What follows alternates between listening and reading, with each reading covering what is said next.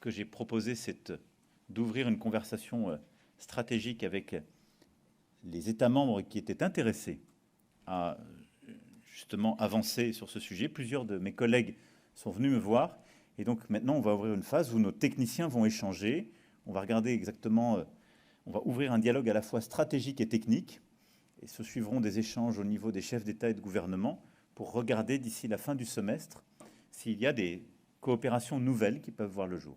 Président Francesco Fontenaggi, pour l'agence France Presse, vous avez évoqué cette réunion des chefs d'État.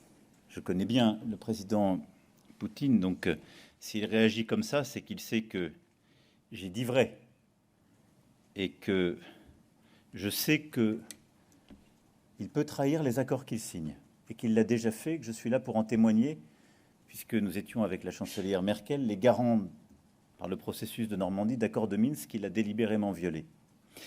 Et c'est un impérialiste révisionniste de l'histoire et de l'identité des peuples. Et notre volonté, nous, c'est d'être une puissance de paix et d'équilibre. Au fond, tout ce que nous faisons, par les choix, y compris d'ailleurs de nos armées, pour éviter la guerre de demain, ce sont des choix de paix. Et donc je pense que le président Poutine devrait revenir à cette vision-là. En tout cas, c'est un contresens historique dans la référence. C'est sans doute qu'il fut piqué du fait que nous avons démasqué son jeu. Et je suis prêt à parler au président Poutine quand nous aurons considéré, avec à la fois le président Zelensky et nos partenaires européens, que c'est le bon moment. Mais là, on rentre dans une phase de discussion, de pourparlers, qui à un moment justifiera pleinement qu'il y ait des discussions avec les négociateurs et les dirigeants. Donc la réponse est oui. Et M. Trump aussi, il a aussi... Compte tenu de la menace et quoi qu'il advienne en Ukraine, nous avons besoin d'augmenter nos capacités de défense et nous avons besoin de bâtir, sur les quelques années qui viennent, des capacités de défense autonomes pour les Européens. Je me félicite des choix qui ont été faits aujourd'hui, mais aussi du très large consensus qui a émergé de nos échanges et qui marque à mes yeux une grande lucidité des Européens et un réveil stratégique profond. Vos efforts.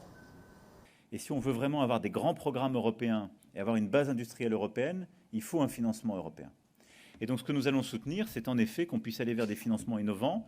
Alors les uns proposent d'avoir comme sous-jacent l'ESM, mais je suis pour ma part favorable à regarder cette solution, mais à regarder aussi celle d'un emprunt européen pour la défense, qui permettrait d'ailleurs plus largement de regarder pour le financement des grands efforts de défense comme d'intelligence artificielle, les deux étant liés, et les deux étant clés pour notre souveraineté stratégique et notre autonomie.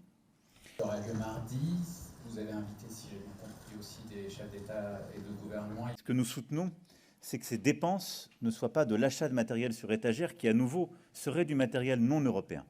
Et comme vous le savez, c'est ce que la France soutient depuis plusieurs années, ce qui a été là aussi acté, ce qui suppose de définir des domaines de priorité, ceux sur lesquels nous avons soit des dépendances, soit des concurrences entre des solutions européennes et non européennes.